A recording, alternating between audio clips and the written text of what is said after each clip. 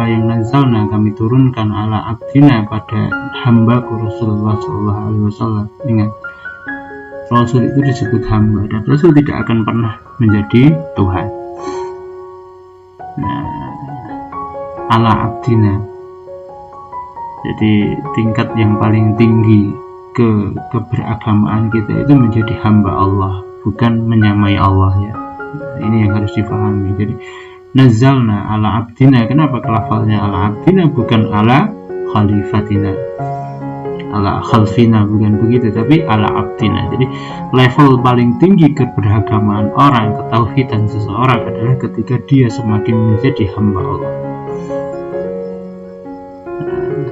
semakin menyadari bahwasanya dia itu punya banyak keterbatasan, semakin menyadari dia butuh Allah Subhanahu wa Ta'ala. Ini level yang paling tinggi dalam. Jadi kalau kita ini beribadah pada Allah, merasa makin ngerti Allah, semakin bertauhid pada Allah, terus kemudian kita merasa paling sama dengan Allah, menyamai Allah, itu satu hal yang salah.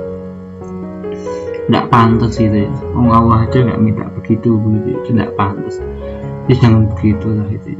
Nabi saja ketika diajak ke Isra Mi'raj saja begitu, diajak Isra Mi'raj itu aja Nabi statusnya kan huwaladzi asra bi abdi, ada hambanya. Padahal Isra Mi'raj itu, ketika Mi'raj itu adalah ruang atau tempat yang paling dekat dengan Allah ketika dalam prosesi hidup Rasulullah, dalam sejarah hidup Rasulullah itu yang paling dekat dengan itu ketika beliau Mi'raj. Itu pun statusnya hamba ya.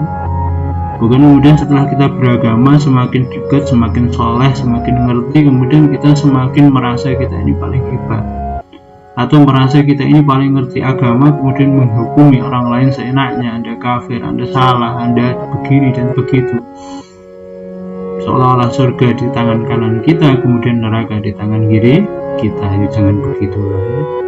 Allah aja nazalna ala abdina, ketika Quran ini diturunkan bukan diturunkan ala rasulina, tapi statusnya ala abdina. Ketika Allah bicara itu ala abdina, bukan ala rasulina. Ini ya, jadi paling tinggi status kita di hadapan Allah itu ketika kita tetap menjadi hamba.